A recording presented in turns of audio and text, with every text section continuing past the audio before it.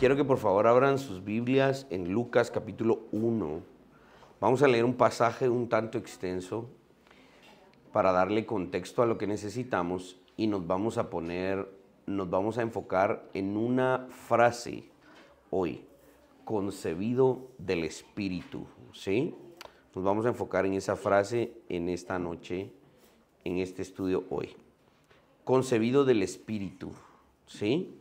¿Qué significa eso? Y obviamente eso significa nacido de una virgen o la doctrina central que creemos como el nacimiento virginal. Vamos a hablar un poco de eso. Lucas capítulo 1, versos 26 al 38. Dice de la siguiente manera. Al sexto mes, el ángel Gabriel fue enviado por Dios a una ciudad de Galilea llamada Nazaret, a una virgen desposada con un varón que se llamaba José, de la casa de David, y el nombre de la virgen era María. Y entrando el ángel en donde ella estaba, dijo: Salve muy favorecida, el Señor es contigo, bendita tú entre las mujeres. Mas ella, cuando le vio, se turbó por sus palabras y pensaba: ¿qué salutación sería esta?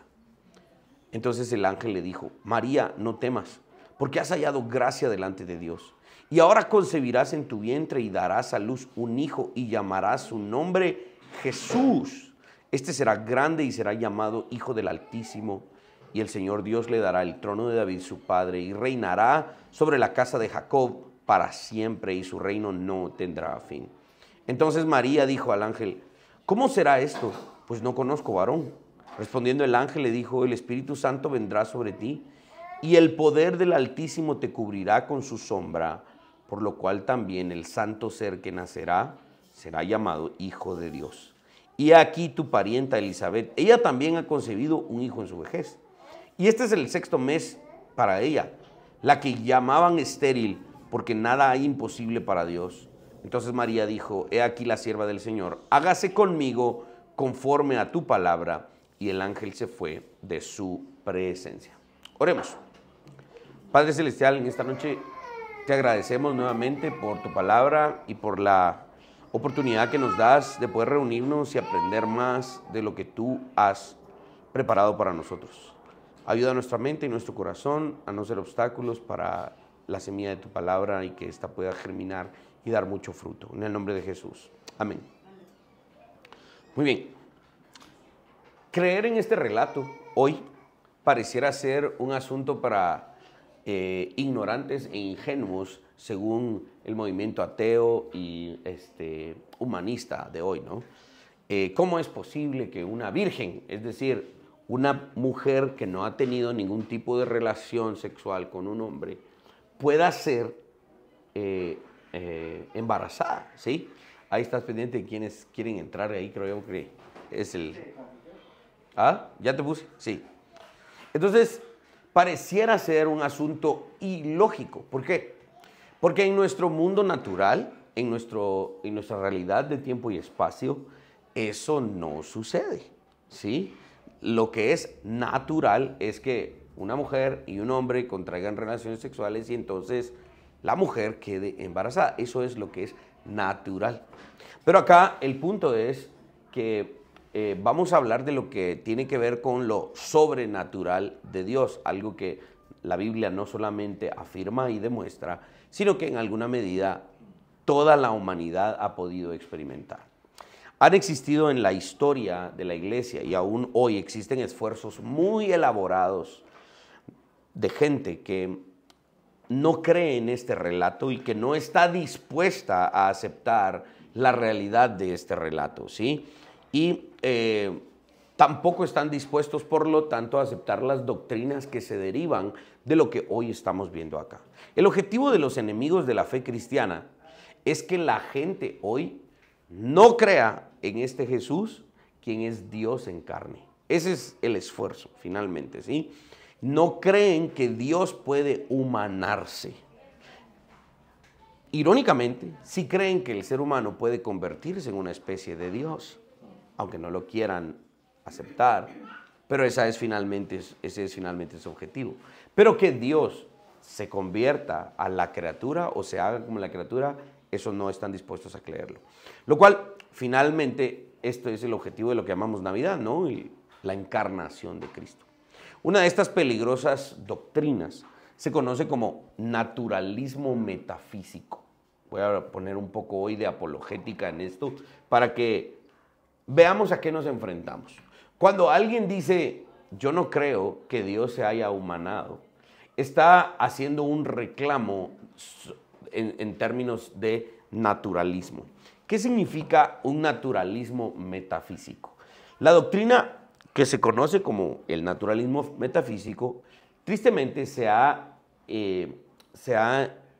inmerso en universidades y seminarios teológicos de Occidente desde el siglo XVII, ¿sí? Esta es una doctrina que ya tiene unos 350 años. Esta doctrina afirma que nuestra realidad está compuesta solo de aquello que es natural. Ojo, ¿sí? Solo de aquello que es natural. En esta realidad en la que vivimos hoy, de tiempo y espacio, no hay espacio para algo sobrenatural. Eso es lo que dicta el naturalista, aquella persona que dice, lo que vivimos tiene que ser sí o sí en términos naturales. No hay espacio para lo sobrenatural. Porque tal cosa sería antinatural. Parece lógico, ¿no? Esta doctrina proclama que la realidad debe ser estudiada por ciencias naturales.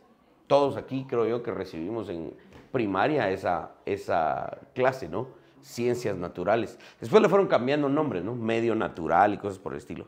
Por tanto, aquellas doctrinas o aquellas disciplinas que contienen cuestiones espirituales no deben ser tomadas como serias. ¿Por qué? Porque lo que es espiritual o sobrenatural realmente no tiene espacio en este tiempo, en esta realidad de tiempo y espacio. Eso es lo que dice el naturalismo metafísico. Han habido hombres que se oponen al naturalismo metafísico. Nosotros, los creyentes, nos oponemos a un naturalismo metafísico. ¿Por qué? Porque creemos en un Dios que no solamente creó aquello que es natural, sino que lo hizo desde su posición sobrenatural. Creemos que Dios dijo y fue. Eso es sobrenatural. Creemos que Dios hizo todo lo que vemos de lo que no se ve, dice Hebreos. ¿Sí?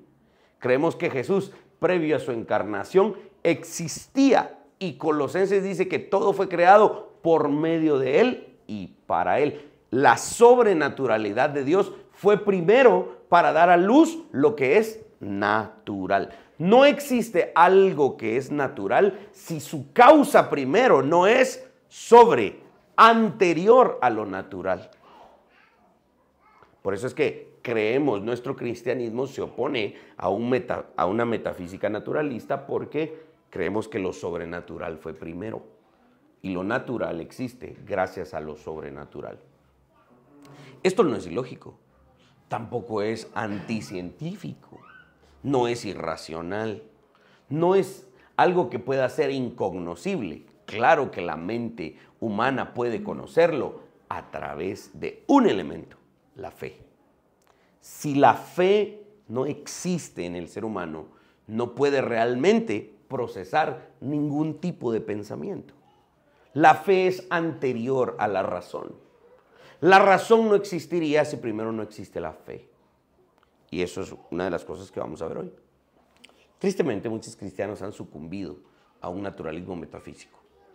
Es muy popular en el mundo la creencia de que no hay espacio para milagros y tampoco hay espacio para resurrección física de Jesús y todo ese tipo de cosas. Por lo tanto, creer en el nacimiento virginal de Cristo, lo que hoy estamos leyendo, es particularmente, según ellos, vergonzoso, y se ha hecho un gran esfuerzo por intentar probar que el nacimiento de Jesús no tiene nada de especial. ¿Cuál es el objetivo de la agenda progresista anticristiana? Sí, hubo un personaje en la historia que se llamaba Jesús.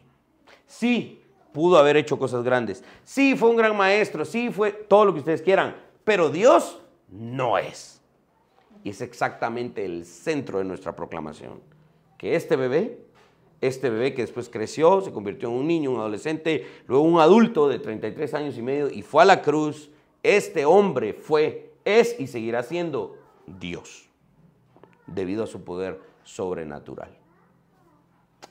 Iniciemos por la aparición del ángel Gabriel. Se le aparece a María un ángel llamado Gabriel.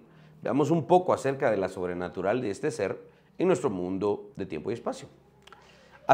Hemos notado que ángelos, la palabra ángelos, es la palabra griega que normalmente se traduce al español como ángel, ¿sí? Básicamente significa aquel que trae un mensaje. Un ángel es un mensajero. Y a menudo se refiere tanto a mensajeros humanos, ¿sí?, como a las huestes celestiales. Por eso algunos comentaristas en el libro de Apocalipsis, por ejemplo, dice, cuando Juan escribe al ángel de la iglesia de, ¿sí?, al ángel de la iglesia de, ese ángel no necesariamente es un ángel sobrenatural, sino que es una palabra que también significa mensajero. Algunos comentaristas creen que esa palabra ángel en una iglesia de las 7 iglesias de Apocalipsis es simplemente uno de los ancianos, el que llevaba el mensaje de la palabra de Dios allí. Porque la palabra ángelos se refiere a un mensajero, ¿sí? El uso de ángelos por parte de los autores bíblicos al relatar apariciones angelicales indica que su tarea principal de esta criatura sobrenatural es traer un mensaje desde lo alto. Y sucedió muchas veces en el texto bíblico, ¿no?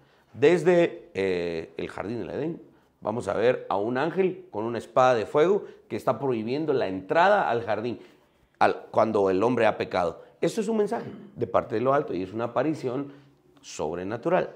No es antinatural, sino que es sobrenatural. Este papel angelical queda claro en este capítulo de Lucas que describe la visita del ángel Gabriel primero a Zacarías, ¿se recuerdan? 6 meses antes de que María concibiera y diera a luz a Jesús. Este ángel también se le aparece a María para anunciar los nacimientos respectivos de Juan el Bautista y de Jesús. Gabriel es un emisario especial, es un heraldo especial, es un mensajero especial, privilegiado de estar en la presencia de Dios y llevar la palabra de Dios o el mensaje de Dios a los siervos que se ha destinado. Recibir la visita de un ángel es una experiencia única y eso explica el temor de Zacarías, ¿no? Incluso un poco el temor de María. Al contrario de lo que podíamos pensar, los ángeles no aparecían ante los personajes bíblicos de forma regular. Esto era un asunto excepcional, ¿verdad?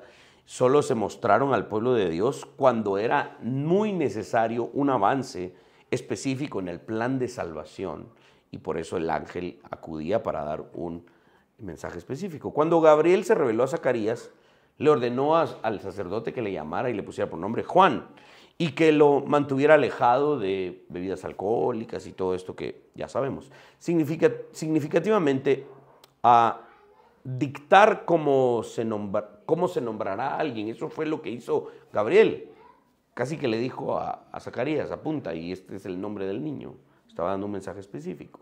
En categorías bíblicas, cuando alguien dice, así se va a llamar, o te voy a cambiar el nombre, significa que aquel que está cambiando nombre o el que está nombrando tiene autoridad sobre aquel que está nombrando o aquello que está nombrando. Cuando se le ponía nombre a un pozo de agua, se le ponía nombre porque esa persona era dueña del pozo, ¿sí? Cuando se le ponía nombre a un lugar, esa persona ponía nombre a ese lugar porque era dueña de ese lugar. Cuando alguien le cambia nombre a alguien es porque tiene autoridad o posesión sobre él. Por eso es que Jesús, sin ningún problema, hizo el cambio de Simón a Pedro, ¿no? Y esto es lo mismo que está sucediendo aquí con Juan y con Jesús en alguna medida. Estaba hablando Gabriel en nombre del Dios Todopoderoso como portavoz del Creador y los demás ángeles investidos de autoridad de Dios en alguna medida hacen lo mismo, pero no es que ellos sean los dueños, sino que ellos están hablando en nombre del dueño, porque esa es su labor, simplemente un mensajero. Siglos antes de que Gabriel fuera enviado a Zacarías y María, Josué, el gran libertador, el gran conquistador, también tuvo una experiencia, ¿se recuerdan? Cuando Josué vio al ángel del Señor y preguntó, ¿qué onda? ¿Eres del Real Madrid o del Barcelona? Y Jesús dijo, no, yo no soy de ninguno de los dos, soy el del ejército del Señor, el comandante del ejército del Señor. Los ángeles no deben ser adorados porque son enviados de Dios. Entonces, cuando un ángel no recibe adoración, esa es una seña de que es simplemente un mensajero. Pero hubo otras apariciones celestiales en las cuales sí se demandó adoración. Quita el calzado de tus pies. Era apropiado que uno de los que estaba recibiendo esa visión se postrara. Cuando ese ángel no impidió esa adoración, es porque no era un simple mensajero, era Dios mismo en una prefiguración, en una premanifestación de la encarnación de Cristo. ¿Sí? Cuando Ezequiel se postra ante un ángel, cuando Juan se postra ante un ángel y el ángel los levanta y le dice, no me adores, porque yo no soy Dios, yo soy simplemente un ángel. Pero hubo otras apariciones en las que sí hubo adoración. Esto puede ser precisamente el entendimiento de que Jesús mismo se manifestó. Creemos que los ángeles existen, son seres sobrenaturales, de los cuales tal vez no tenemos una detallada descripción de sus capacidades, ¿no? Tenemos algunas ideas, pero sí tenemos una descripción de su función, mensajeros. El hecho de que sean seres sobrenaturales no significa que no sean seres reales, al contrario, creemos que son reales. ¿Dónde están? No lo sabemos. Se manifiestan y probablemente no los vemos, es una probabilidad.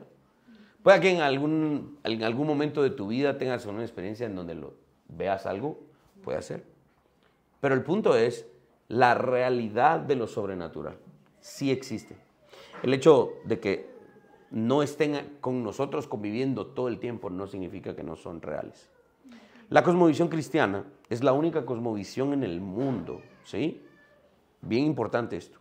La cosmovisión cristiana es la única cosmovisión en el mundo que puede justificar la conexión entre lo sobrenatural y lo natural. Es la única cosmovisión que puede dar fe, que puede justificar y explicar por qué esto puede suceder.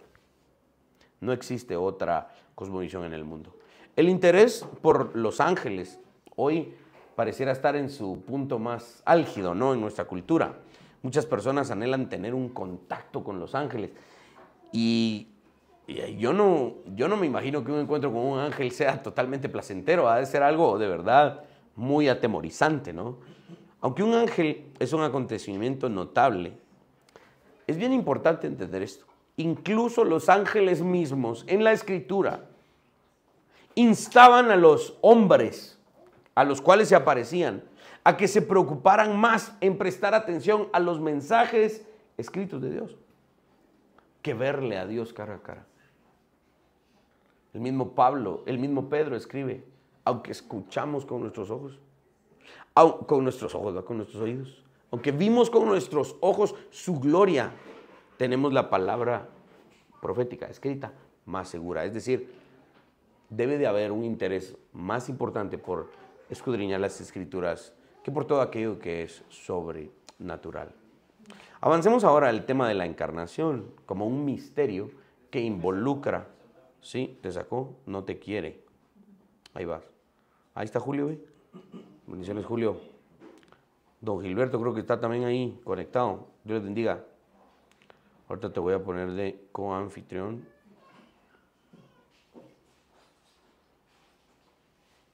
Muy bien.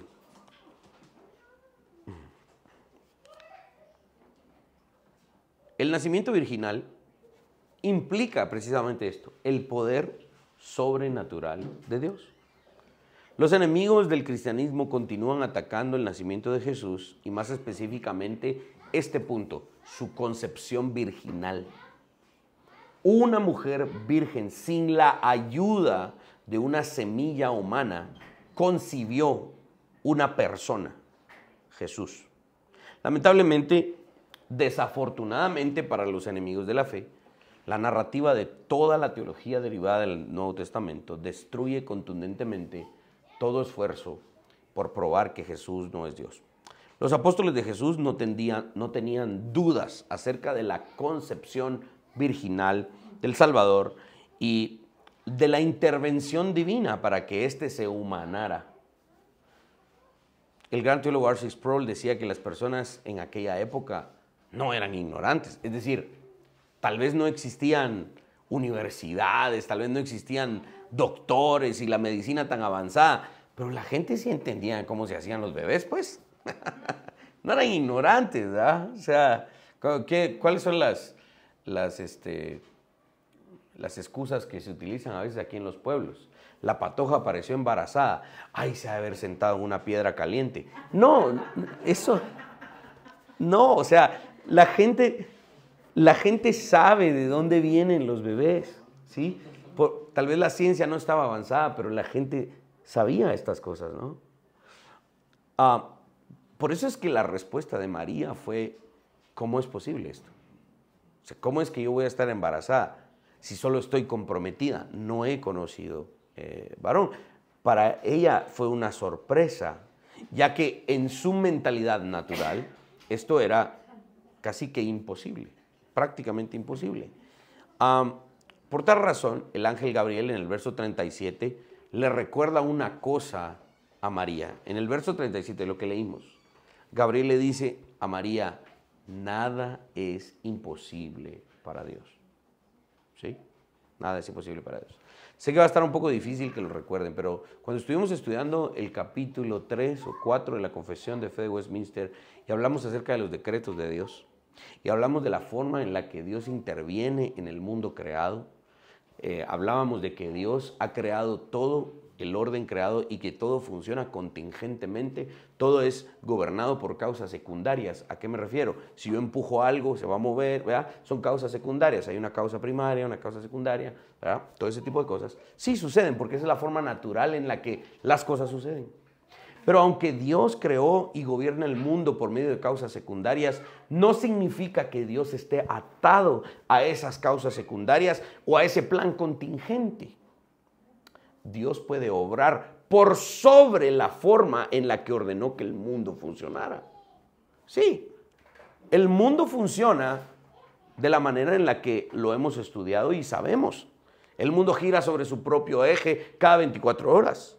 Y cada 365 días le da vuelta al sol. Y por alguna razón quemamos cohetes y celebramos. No sé por qué, pero se pone alegre la cosa cada 31 de diciembre. Sí, cuando cae agua las cosas se mojan. Sí, el sol sale todos los días y se vuelve a ocultar a cierta hora. Sí, esas son causas secundarias. Es contingentemente la forma en la que el mundo está gobernado y ordenado. Pero eso no significa que Dios esté atado a esa forma de funcionamiento natural. Aunque Dios lo estableció, Él puede obrar por sobre y en medio de eso. Dios y sus decretos no dependen de lo natural. Y este es el punto que estamos viendo. Para Dios no hay nada imposible. Y si Dios anunció que esta era la forma en la que Jesús entraría a la creación, nada es imposible para Él. Ahora, generalmente los creyentes empiezan a pensar y dicen esto. Si yo me enfrento con un ateo, ¿cómo le pruebo esto? Y la mente funciona, ¿cómo le doy evidencia? ¿Cómo le digo que esto sí fue posible? Y empezamos a pensar hacia adelante. Pero mi ejercicio apologético, y es el que generalmente martillo, es veamos hacia atrás. El punto es este. Si esto decimos que sucedió y creemos que sucedió, este es el punto. No hay forma de probar que no sucedió. Creemos que esto sucedió porque lo dice la Biblia. Sí, pero el problema no es probar que sucedió. El problema lo tienen los contrarios, aquellos que no creen. El problema es probar que no sucedió. Si juntamos todos los elementos que tenemos a nuestra disposición para aprender este concepto, que Jesús fue concebido del Espíritu, nos juntamos con un volcán de información, evidencia, historia, testimonios, etcétera, etcétera, etcétera. El problema descansa en la parte contraria, probar que no sucedió. Ese es su problema. Nunca piensen que su trabajo es probar que sí sucedió. Como creyentes, asuman que creyó. El problema está en la parte contraria, que ellos prueben que no sucedió. Ahí está el problema. Jesús debía ser concebido por intervención divina. Porque Pablo explica esto en Romanos 5. Si Jesús hubiese sido un hombre común y corriente, concebido por la simiente de Adán, no habría nada de especial en él y por gusto hubiese ido a la cruz, por gusto hubiese resucitado, porque su sangre estaba tan contaminada como la nuestra. Jesús tenía que nacer por intervención divina, y ese es el punto de hoy, concebido del Espíritu, porque esa simiente no estaba corrompida por el pecado. Jesús tenía que ser sacerdote, rey y mediador. Y tenía que ser el sacerdote por excelencia, aquel que era mejor que Aarón y todos sus hijos. Tenía que ser mediador por excelencia, mejor que cualquier figura que se haya establecido entre Dios y el ser humano. Y Jesús tenía que ser el rey por excelencia, mejor que Salomón, mejor que David. Y eso solo lo podía lograr si su simiente, de la cual él fue concebido, no era humana, sino que era divina.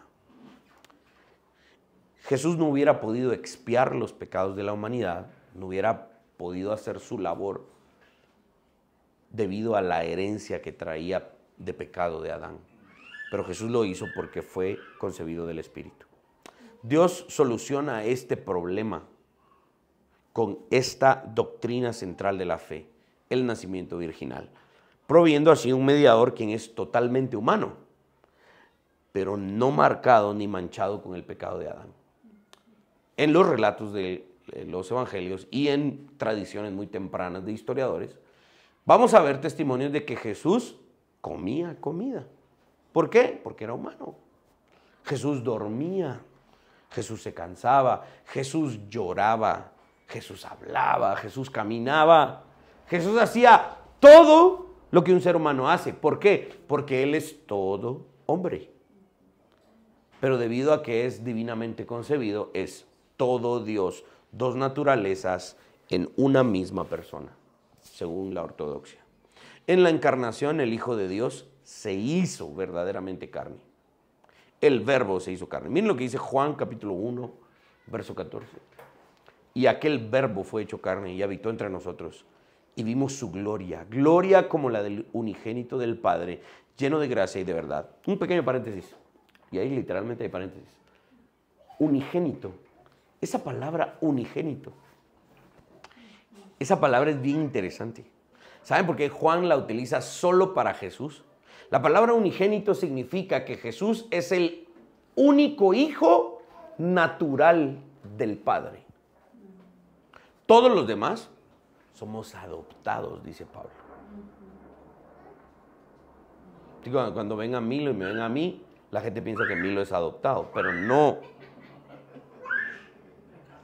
No somos naturales de mi mamá. Sí, Loida es la adoptada. Este es el punto. Es el único hijo de Dios. Todos los demás somos adoptados por la fe. Portamos la herencia de Adán.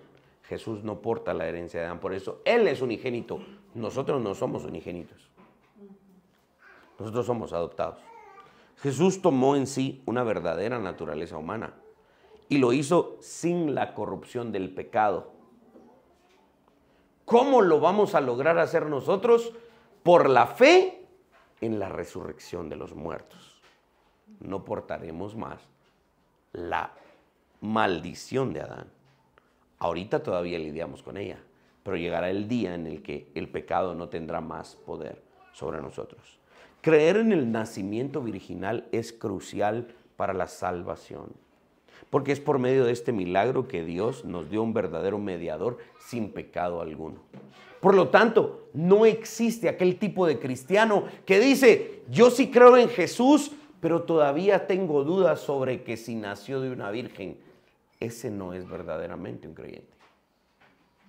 Ojo con esto, porque es tan importante, no la época, no el 25 de diciembre, no el Adviento o las festividades o las diferentes formas que podamos hacer.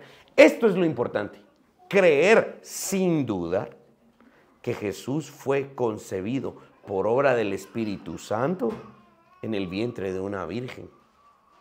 Aquel que dice creer en Jesús, pero no cree en su nacimiento virginal, probablemente no es un creyente. Por lo tanto, la doctrina de la encarnación es un asunto central en la ortodoxia. Los credos de la Iglesia en Occidente y las confesiones y catecismos que componen nuestras declaraciones doctrinales como Iglesia contienen la doctrina de la encarnación para que tomemos esta doctrina como lo que es, una doctrina central en nuestra fe. Acá no podemos compartir con gente que diga, sí, yo soy un cristiano reformado, pero eso del nacimiento virginal, fíjese que no lo comparto. No es un creyente. Esto es un asunto central. Aquí puede venir alguien y decir, fíjese usted que yo creo en el bautismo de niños, nosotros no, y podemos seguir siendo hermanos. No hay ningún problema, son cuestiones secundarias, pero esto es un asunto central. Un cristiano no puede decir, yo no creo en esto. Un cristiano debe de creer en el nacimiento virginal. El credo de los apóstoles, el credo de Nicea, el credo niceno-constantinopolitano, el credo de Atanasio utilizan un lenguaje similar para explicar lo que la Escritura dice del milagro y el misterio de la encarnación. Refiriéndose a este punto, leamos una parte del credo de Nicea. Está en 2 diapositivas. Dice, creo en un solo Señor Jesucristo. Miren lo que dice ese lenguaje. Engendrado, no hecho. Jesús no fue hecho. Jesús no es una creación del Padre.